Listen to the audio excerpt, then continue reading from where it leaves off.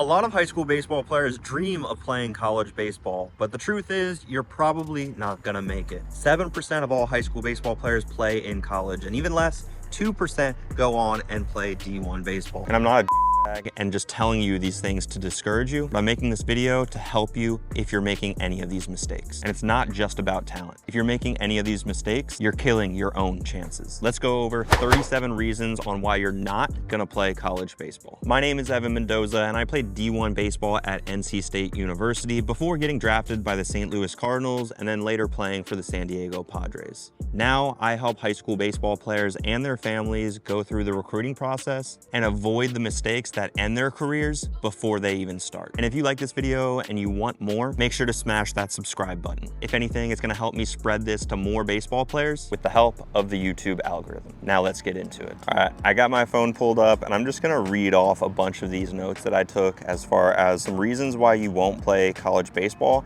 And I've really grouped them into 3 sections. So there's some mindset mistakes that you have been making in your journey. There's also some training and development mistakes that you've been making in your high school journey. And then also there's some recruiting mistakes, obviously, you have been making in this whole process as a high school baseball player. So we've got 37 of them, so let's get started. So the very first one is you think that talent is enough, and it's just not enough, guys. You have to do more. You have to go above and beyond. You have to get good grades. You have to be a good leader. You have to show a sense of responsibility and accountability if you're trying to play college baseball, because these college coaches do not take no for an answer. And honestly, there's just way too much competition out there. If not you, they're just gonna move on to the next guy that has the leadership qualities, that has the chemistry quality of meshing with the team. They're gonna have that work ethic. All these things matter in the long run.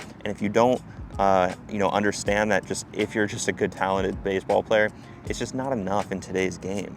Number 2, you expect coaches to come find you, all right? So this is a mindset that I think a lot of high school baseball players make in this whole journey, is they think, oh, I'm just gonna wait around, sit on the couch, and LSU's coach, Tennessee's coach is gonna be calling me up because I'm a solid baseball player. They should be the ones that find me. I'm not gonna go searching for them. That's gonna look desperate, right? That's a really bad mindset to have when you're going through all of this in your high school years. So I would advise you to not make that mistake. Next up, you don't believe you need to market yourself. And obviously some people feel very strong about this. Some people feel like it's not the most important thing, but in today's age, it's 2025, guys. If you're not posting on social media, you're missing a huge opportunity to broadcast yourself to these college coaches. College coaches, yes, are using Instagram, Twitter to recruit players. They're using those platforms to find players. It's more convenient for them. Think,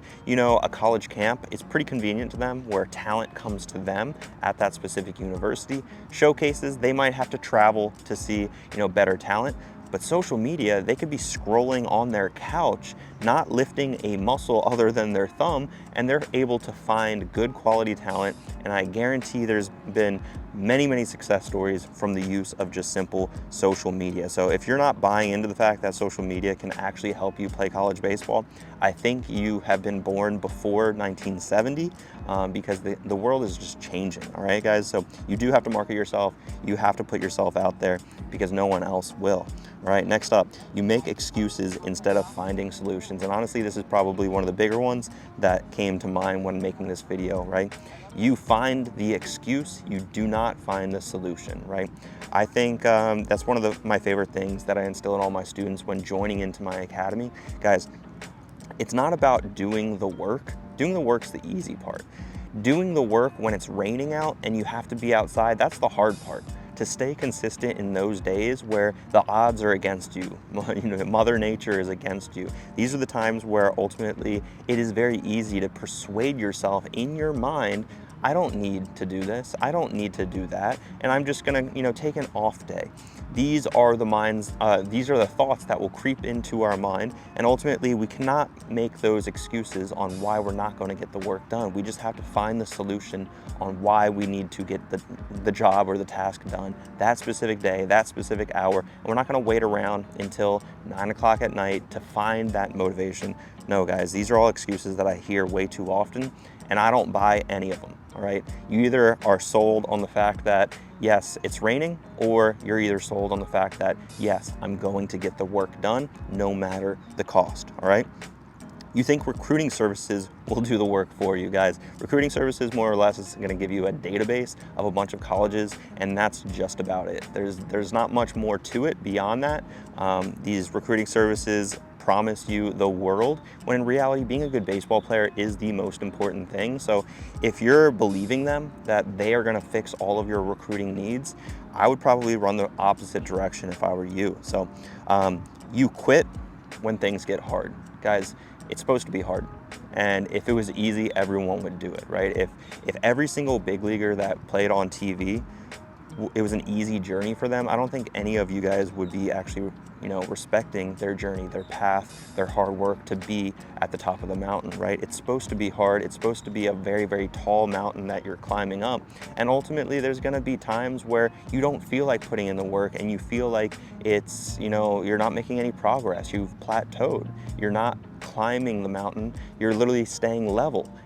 Or going down. You might be in a slump. Guys, things are supposed to be hard in anything that you're doing that's worthwhile. And if you give up the instant it gets hard, you're never gonna see your full potential. So my biggest recommendation, and it's a huge mistake, honestly, is when people just quit just because simply it gets hard, whether it's in high school JV, whether it's on varsity, whether it's their freshman year of college, and they realize, oh, it's too hard to keep up with time management of school and playing ball.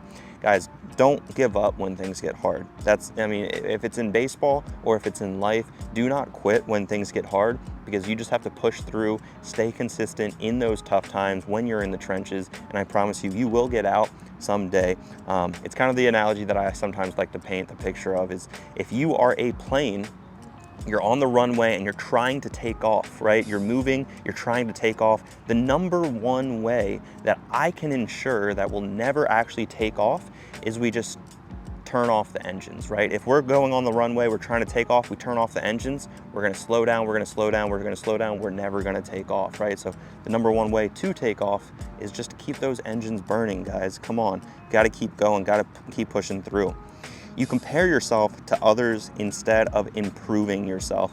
And this is a very, very challenging one, because when I was in high school, I played the compare game all the time on, I need to be throwing this amount of velocity. I need to hit this type of exit velocity. I need to run this type of 60-yard dash to be able to play D1 baseball. I remember I created a spreadsheet one time of the average height and weights of all D1 players on all my favorite teams, and I realized I wasn't there yet, right? So it gave me a good understanding of where I wanted to be, but ultimately it was playing the compare game.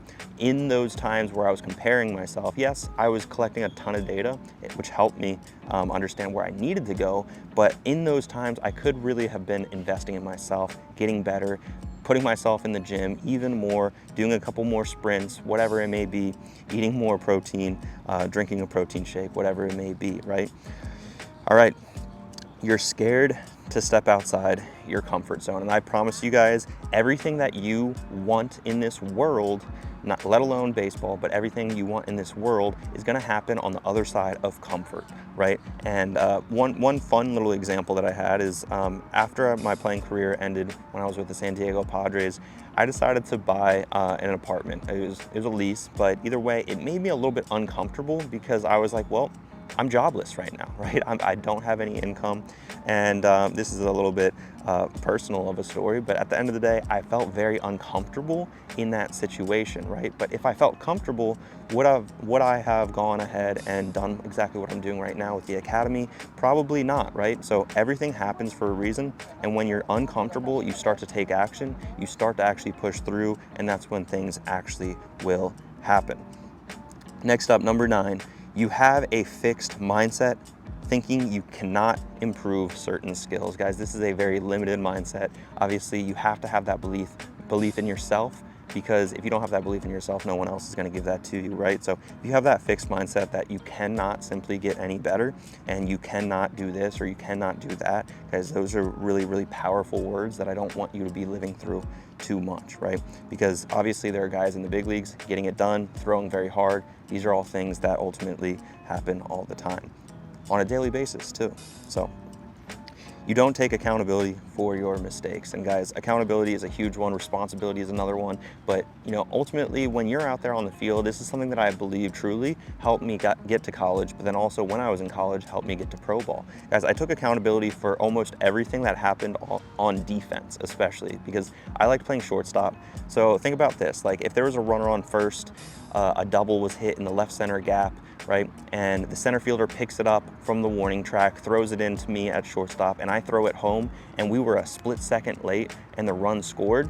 I take ownership, even though the center fielder might have been jogging and maybe bobbled the ball when trying to pick it up. I took ownership for not throwing the ball 5%, 10% harder to get that guy out at home, right? You have to take that certain level of extreme ownership, extreme accountability for you to actually take hold your career, your journey in the game of baseball. And that's honestly a huge reason why I think a lot of high school baseball players won't play in college, is because they think that accountability doesn't exist. They think it's their fault or his fault or their fault. Ultimately, we all have control, and when we start pointing the finger outward, that is when we ultimately become very, very powerless, right? We want to be leaders out there, and leaders take accountability in everything that they're doing. And if you're not taking that leadership, you're not taking that accountability, you definitely will not play college baseball. All right, next section, we've got some training and development mistakes that you're probably making that are going to limit your chances of playing college baseball. So number one, and probably the most important one, you're not tracking your progress. And if you don't track your progress, you're never gonna see where you came from or where you're trying to go, and especially where you're currently at. I'm a huge fan of Jim Valvano, Jimmy V. If you guys haven't heard Jimmy V's ESPYs speech, go ahead, search that on YouTube right now. It's the best 10-minute speech you've ever heard in all of sports. Jimmy V was diagnosed with cancer as he was coaching at NC State University. He was the basketball coach there. There's a 30 for 30 or an E60 about him and the dream team at NC State, in the NCAA tournament. But either way, one of the biggest moments in that whole speech is you have to truly understand where you came from, where you're currently at, where your feet are, and where you're trying to go. Those are the three most important things in your overall progress as a human being, as an athlete, all of the above, right? So when we're tracking our progress, how do we go about it? It could be as simple as just tracking our weights that we're pushing or pulling or squatting or deadlifting in the gym. Guys, we don't have to overcomplicate it any more than that. Using your notes app on your phone is a great start. Is it the most structured approach? Absolutely not. But ultimately, I want you to track your progress. If you're hearing this video right now, start tracking your progress, because you're gonna start seeing upticks, and that's gonna be something that helps you with the confidence whenever you do hit a plateau. Next up, you focus too much on your strengths and ignore your weaknesses. And to be honest with you guys, yeah, your strengths are very important. And in my belief, you should be focusing on your strengths a lot and trying to perfect them. But if we completely neglect our mistakes, our weaknesses, for me, I did not run fast in high school. I went to my first ever showcase my freshman year. I ran a 9.5 second 60. I was the second slowest 60 there. And if I completely neglected that and just told myself and lied to myself that I was fast, I wouldn't be where I'm at today. And that's a huge area. You have to be truthful with yourself. You have to make sure that you have the ability to look at yourself in the mirror and tell yourself the truth. Do I actually have what it takes to play college baseball? Yes or no? All right, next up. You skip strength training because you think baseball is all about skill. And this one is something that I think a lot of people are not necessarily thinking about anymore. But I remember when I was in high school, my parents didn't want me to go to the gym because they wanted me to be more flexible and not strong. When in reality, yes, baseball players need to be strong in the weight room. They need to be able to understand their bodies.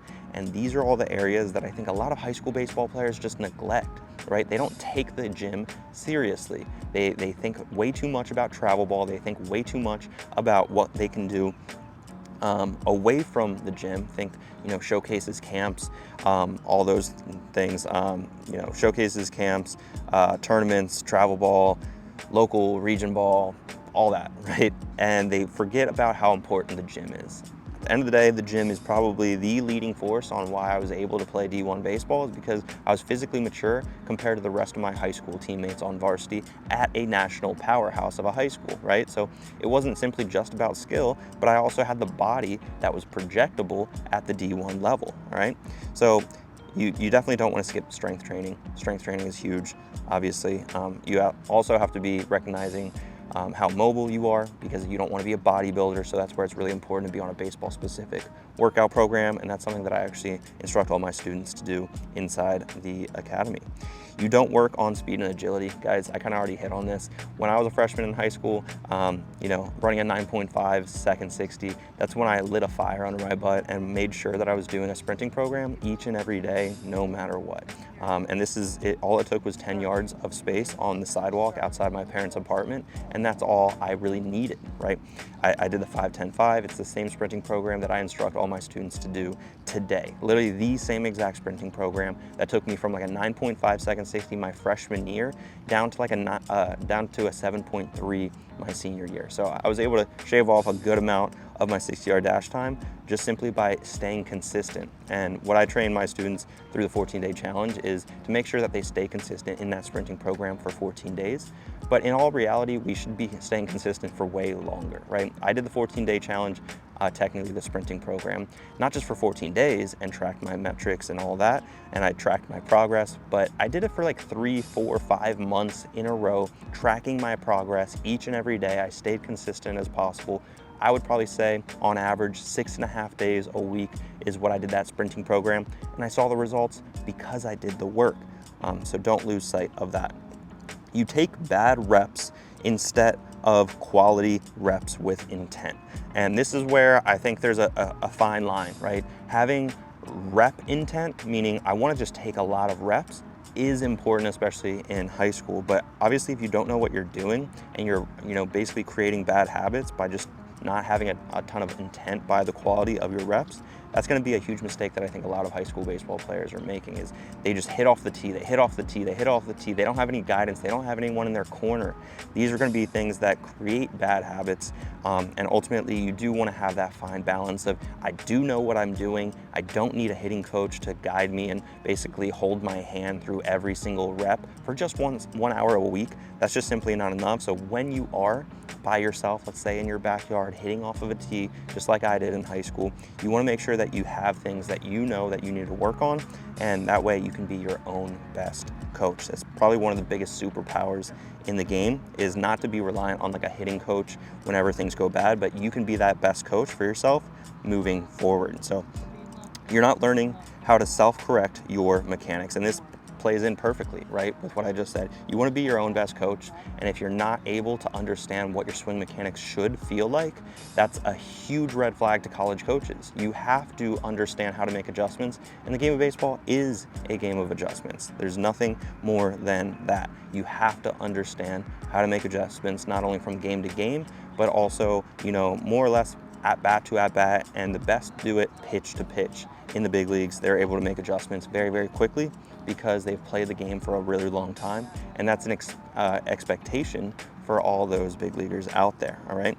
So you avoid uncomfortable situations that challenge your growth. And this is another one that I think is really important, guys. You have to be uncomfortable, like I mentioned earlier.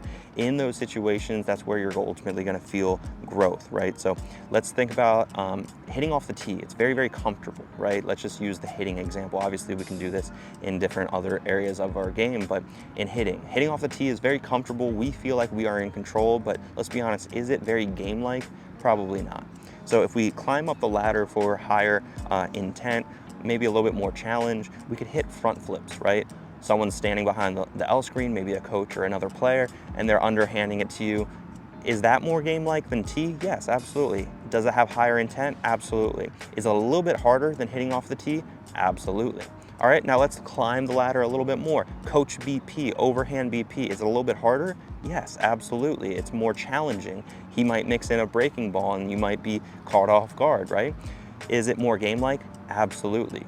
Is it harder? Again, absolutely. Now, if we really climb the ladder to the highest of the extent, machine, right? If we blast the machine at 95 miles an hour and we feel very uncomfortable, guess what? We're gonna feel uncomfortable in the cage, but that is the exact time to feel uncomfortable. So that way, when we transition into the game, we're not gonna feel uncomfortable and we're gonna feel like, okay, I don't care who's on who's on the mound right now. They're not gonna be throwing 95 miles an hour in high school. And if they are, congrats to them. But at the very least, you're gonna be prepared because you've been preparing that way in the cage for a very long time. You've been blown up, you've gotten jammed, you've hit balls off the cap, your hands sometimes feel like they're bruised and numb, and that's totally okay, right? It's the most game-like experience you can do in training, and that is a very uncomfortable situation that you have to just ultimately get over if you want to play at that next level. All right, next up, you only practice when you feel like it, guys.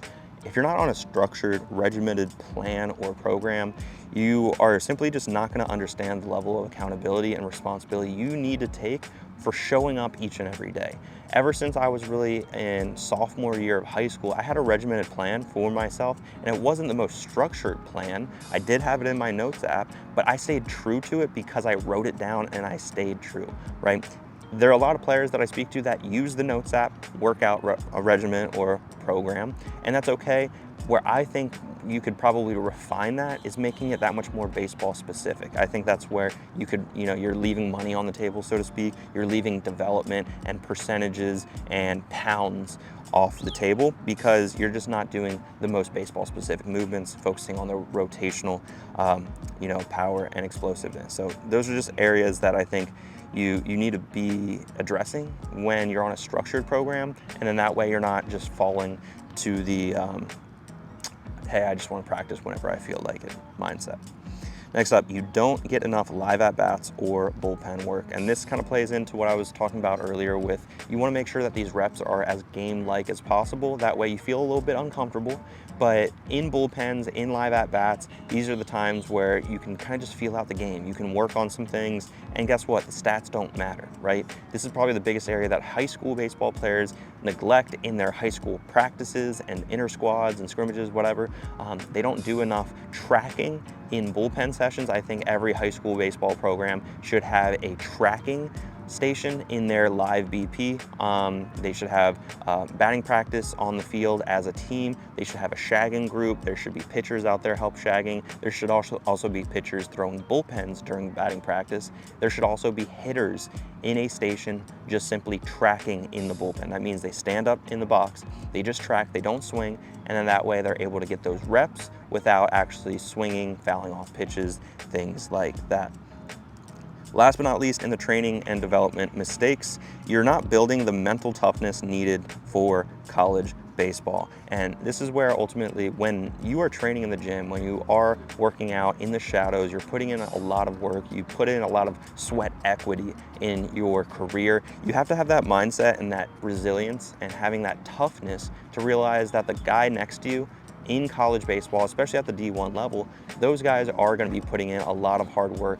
They're going to be, pushing themselves day in and day out, no matter what.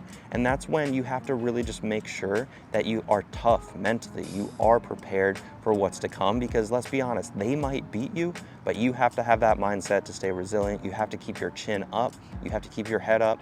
And that's going to be one of the biggest mistakes I think a lot of high school baseball players make in the training and development side of things. If you're serious about playing college baseball, stop waiting and start taking action. Schedule a call with me down below to understand how the triple play in my Mendoza Baseball Academy could be the missing piece in your overall player development. Next up, recruiting mistakes, and these are going to be very common, and to be honest with you, these are probably the areas that you're most excited about. So number one, you do not email college coaches. Shame on you if you're in this category, but emailing college coaches is obviously a great way to get that exposure that you're looking for before an evaluation event. I think a lot of people go to camps and showcases expecting for the exposure, when in reality, these events aren't exposure events. These events are evaluation events. Evaluation happens after the exposure phase of the recruiting process, and you have to get that interest beforehand. That way a college coach comes to a showcase or camp prepared with you on a list of players that they are actually interested in watching moving forward. You send the same generic email to every school. If you do that, shame on you. If you're just copying and pasting the same email template to every single school without personalizing each and every one, again, shame on you, because you've probably received some level of spammed camp invites or whatnot, and you don't like that. You don't like feeling like I'm just one of another player on a list of 10,000 players. That's not fun. That's not good. That's not good for the morale, right? College coaches don't like spammed emails either, so it is in our best interest, if we're trying to play college baseball, to make sure that we're personalizing each and every email moving forward. And if you don't know how to personalize each and every email, it's not that difficult, and that is an area that I instruct all my students to do, and it's not that challenging when all said and done. Next up, you have no video for coaches to evaluate you, and this is where I want to make sure that you don't fall into the category, like we spoke about earlier, of making excuses. If you do not have a highlight video of in-game clips, so what? Obviously, so what? You are probably like 70% of all high school baseball players, and you do not need in-game film for you to showcase your athletic abilities. These college coaches ultimately just want to see you swing it and move around, pitch off the mound, run maybe a little bit. They just want to see how much of an athlete you are.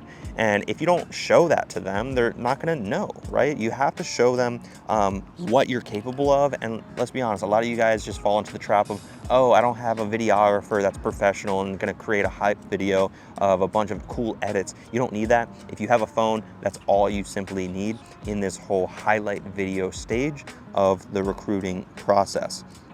So don't fall into that trap of just making an excuse on why you don't have a highlight video. Next up, your highlight video is too long or doesn't show your best skills. Is a common mistake where maybe your best skills are at the end of your highlight video, and let's say your highlight video is 3 minutes long.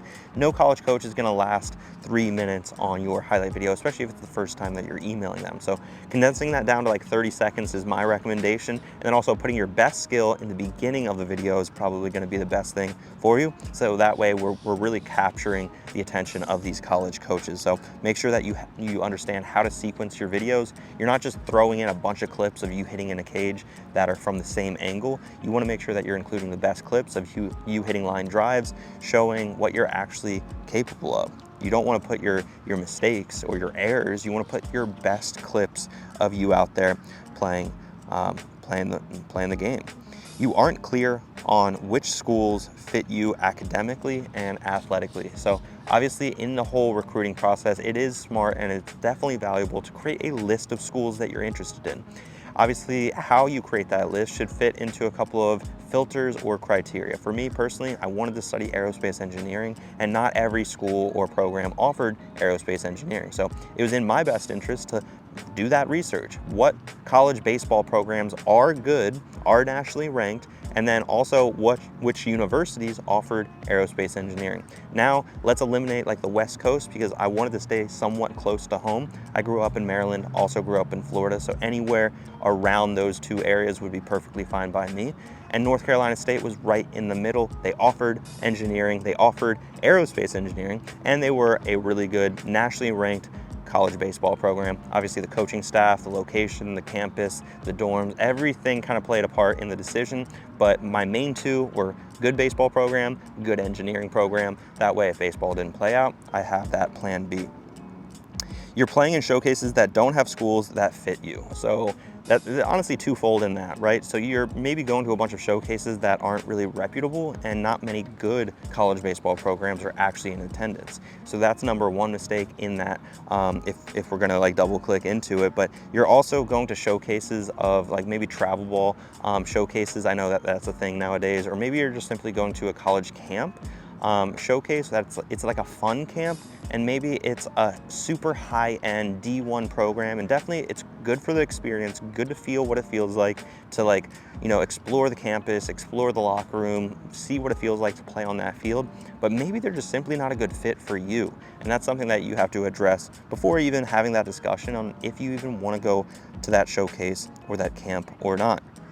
Next up, you don't follow up with coaches after event. So obviously the whole strategy that's built out is obviously reaching out to college coaches before an evaluation event, and then you do the evaluation event. Hopefully you ball out, hopefully you shake some hands, and then after the evaluation event, you definitely follow up. Hey, it was nice meeting you. Hope to stay in touch. Something super short, super simple, respectful of their time. Obviously, you've already sent them highlight videos, key metrics, where you're from, GPA, all that fun stuff. You're able to summarize who you are as a baseball player in your own words. That section's probably the most overlooked in the whole email template. But anyway, after the evaluation event, it can literally be a 2-sentence email. It doesn't have to be super long. And then that way, you know, this college coach is just like, wow, this guy was just super professional. Obviously, it was a super personalized, simple email that obviously I'm receiving because I actually did meet that specific player at that specific evaluation event, whether it was a camp or showcase. So definitely following up is where the money is made. You don't understand what college coaches actually look for. So guys, yes, I've made plenty of other videos about that on what college coaches are actually looking for. And you can actually go ahead and watch that video right here or right here. I'm gonna put that in the corner. I made a list of, I believe, 17 things that college coaches are actually looking for, but it's beyond just talent. It's beyond just arm velocity, exit velocity, 60-yard dash time. It's these habits, right, of being coachable, having the leadership quality, making sure that you're accountable, you're responsible, you're getting it done in the classroom, you have good grades and academics. These are the things that go unnoticed in the whole grand scheme of things, but they do make a huge impact in the whole college recruiting process. So don't overlook those areas. Next up, number 9, you wait too long to start the recruiting process. This is another huge mistake that I don't want you guys to fall trap or fall victim to. Guys, if you're starting the recruiting process your junior year on August 1st, you're too late. August 1st, technically speaking, is when these college coaches can email you back, but it's not the only time that you should be starting to email these college coaches. In my own opinion, you should be emailing college coaches your freshman year a little bit, sophomore year a little bit more, and then junior year really add fuel to the fire for the understanding that you've been able to create of how to go about this whole process. Because let's be honest, the first time that you send an email, you're not going to really know what's going on. So that's why I want you to make some mistakes. I want you to make less mistakes by working with me inside my Mendoza Baseball Academy, and then that way we're able to develop that strategy moving forward in your high school baseball journey. Last but not least, you don't have good grades and it's limiting your options. Guys, this is the easiest way to put a line through your name before a college coach even sees you play. Let's say you ball out, you're batting 700 on a tournament, you do extremely well, you win the championship game, there's 10, 20, 30 scouts, college scouts in attendance at a perfect game WWB event in the middle of summer, and let's just say they look at your GPA before the tournament even starts and they wrote a straight line right through your name just because you have like a 1.5 GPA. You're just not getting it done in the classroom. They know that, obviously, because they're able to communicate with your travel ball and high school coach. And if you're not responsible enough to get it done in the classroom at the high school level, with, just to be honest with you guys, like high school academics, very, very easy compared to college. Very easy. It's like on level 1 compared to level like 13, right? College is way, way, way harder in my experience. So if you can't get it done in high school, what makes you think that you're going to be able to get it done in college as well? So making sure that you have good grades ultimately is just a very, very easy way for you to stay in the mix in this whole college recruiting process. All right, next category, we're going to be talking about some on-field performance mistakes that you might be making that are limiting your possibilities of playing college baseball. So 31, mistake number 31, you don't hustle on every single play. Guys, hustle does not take any level of talent. Hustle is all mental, and obviously we all have the capabilities of hustling on and off the field, in between innings, being the first one out, you know, sprinting on and off the field, making sure that you're making it known that, yes, I'm getting it done. I understand where my next move is. I'm not waiting around checking everyone else to see what they're doing. I'm taking leadership, I'm taking control, and I'm hustling everywhere.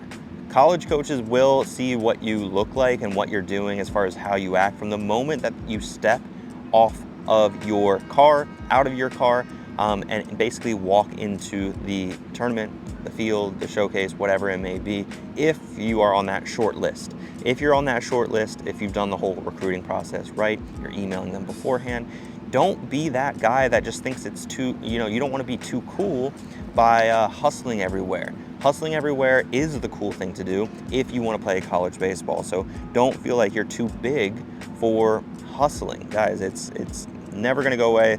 Honestly, it's a great thing to have if you want to play this game for a long time. There are plenty of big league guys that I was able to play with that hustled literally everywhere, were just grinders. They obviously knew their limits. They didn't want to like overstep and sprint everywhere and look ridiculous, but they were hustlers at the end of the day. They were always sprinting home to first, whether or not they rolled over to the shortstop or not. Next up, you have bad body language and don't realize coaches are watching. Guys, yes, there are going to be coaches out there with clipboards, with their bucket hats, whatever, with their polos, with their backpacks. You'll see them behind the backstop, right? But that's not even the most important thing, because you don't want to be playing for them. You want to play for yourself, most importantly, but you don't want to have bad body language by just like slumping your shoulders whenever something doesn't work out well. Let's say that there was a bad call and you're hitting and the ball was 2 feet off of the plate, but the umpire called it a strike. You don't want to show up the umpire. You don't want to show that bad body language that you disagree with that umpire. You ultimately just want to have that cool factor, like, it's okay, I'll figure it out either way. I'll still be able to compete. I'll still be able to get the job done. It doesn't matter about this one pitch. Move on to the next one, right? If we have that mentality on field of, hey, next pitch, it doesn't matter what happened last pitch. If I gave up a home run on the mound or if I booted a ball at shortstop, next pitch, and always being prepared and showing up to the best of our ability for that next pitch, all right? It's a huge motto that I learned at NC State, by the way. Next pitch. You don't know how to deal with failure, and this is where we kind of mix the mental with the on-field side of things. But guys, baseball is a game of failure, and you have to be comfortable understanding that you will fail. And I think at the highest levels, one thing that I saw with big league guys is they were so close as far as their relationship with failure, right? They didn't like want to be distant from failure. They just understood that it was part of a game, and they understood how to internalize it, how to address those issues, and make sure that they didn't become bigger issues. Because let's be honest, after a couple of bad games, it's very easy to fall into the trap mentally wise, that you're in a slump, right? You don't want to put yourself in that category. You want to be able to welcome in failure and be like, you know what, it's okay. I did square up the ball. I did hit the ball 105 miles an hour right to the shortstop, and the shortstop made a great play. He picked it, and he was able to throw me out. So what? Next pitch, next at bat, right? Having that good motto. You're a bad teammate. Next up, guys, you're a bad teammate, you're complaining, you're pointing fingers, or you're showing frustration. Again, showing frustration, bad body language, but being a bad teammate, guys, that does not fly at the college level. You have to be able to mesh well. You have to have good chemistry, because you're all collectively working towards the same dream and goal, which is ultimately to play in the College World Series. You want to be able to make it to Omaha, and that was honestly the most fun time I ever played baseball, was playing in college, because we were all pulling on the same rope in the same direction no matter what. And that's where I think a lot of people don't understand how much fun college baseball can actually be, right? And that's why I want you guys to play college baseball one day, is to be able to live out that experience of you're with your homies, you're with your teammates, you're all in the trenches together. You truly are a band of brothers trying to make it out to, maybe a regional or a super regional or Omaha. Either way, you don't want to be a bad teammate, and that's definitely going to limit your chances, because college coaches are going to communicate with travel ball coaches as well as high school coaches. If you're complaining to other players on the team, if you're pointing fingers, if you're never taking accountability for the mistakes that you make, these college coaches will know that sooner or later.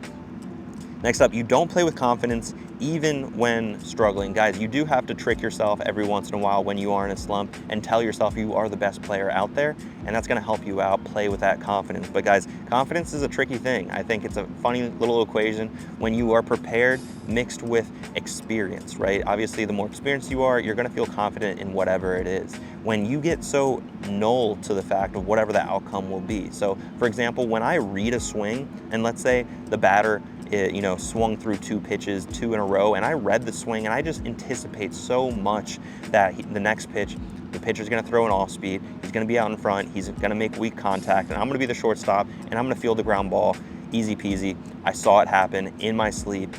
I'm just null to the fact, because I'm expecting it through my 7 years of pro experience. Like, I just know it's going to happen, guys. So that way I'm able to play with a ton of confidence out there on defense, because I know what's to come. So that's the experience, right?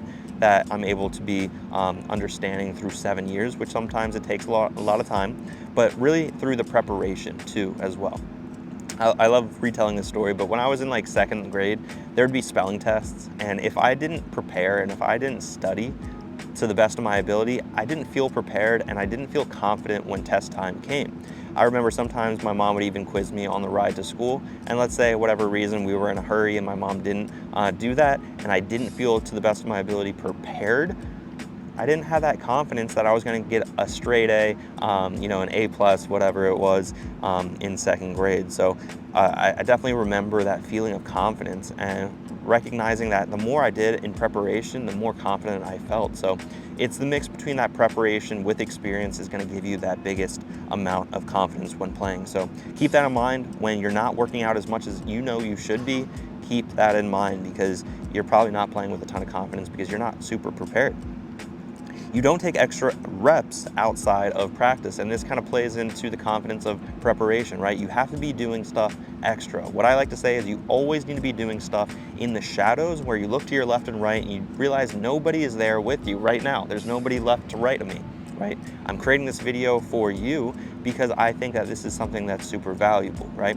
Well, when you're in the cage by yourself at midnight or 2 o'clock in the morning, you're hitting off the automatic machine, kind of like I was at NC State, day after day after day after day, you look to your left and right, you start to build up that confidence not only for yourself because you're taking those extra reps, but you start to realize, I want this. And I am going to be that 1% of baseball players that make it to professional baseball, if not less, right? Probably way less. If, you know, 7% of all high school baseball players, and there's 550,000 high school baseball players, and only 2% play D1 baseball, the majority of those D1 baseball players have a chance of going pro. So let's say like a fraction of a percent get to play professional baseball. You can't expect there to always be someone to your left or right. So you have to take that initiative to get that extra work in outside of team practices, outside of the group setting, in the shadows when you're pushing yourself and no one else is. It's all about what happens when no one is watching you. That makes the biggest difference, guys. And last but not least, mistake number 37. You're not willing to do the little things that separate the good from the great. Guys, there's plenty of great high school baseball players that are willing to do so much more and they're willing to sacrifice so much more compared to the good high school baseball player. And I actually made a video a couple days ago comparing D3 players compared to D1. And I think the biggest expectation from a D3 player is they put in maybe extra 30 minutes once a week and they expect to go to the league, right? They have these false sense of expectations where the D1 player realizes, I'm gonna put 30 minutes in every single day, extra of hitting or whatever it may be, and I'm not gonna give that dream up of playing at that next level because let's be honest, it's very challenging and there's someone that's out there that's probably putting in an hour, right? So sometimes you have that mindset of, oh, I'm just gonna go to the cage and hit for 30 minutes and you find yourself hitting for 3 hours because you truly want it that much more. When you want it, when you have that drive for yourself, and you don't rely for your coach to give you that drive, because let's be honest, that's not gonna happen. You don't rely on your parents to give you that drive, because let's be honest, that's not gonna happen. Your parents are gonna want that for you. That's totally normal, but obviously you have to want that for yourself. You want to be better than what you were yesterday. You have to have that passion, and that's what great players do in high school that separate themselves from the good players, the very average baseball players. So you might see yourself making a couple of these mistakes, and that's completely okay. The number one key is to recognize them, fix them, and then finally take control of your future. The players that do that, they're gonna find a way to play at the next level. If you wanna learn what it really takes to get recruited, check out this video on the screen and I'll walk you through step by step what it takes to get noticed by college coaches.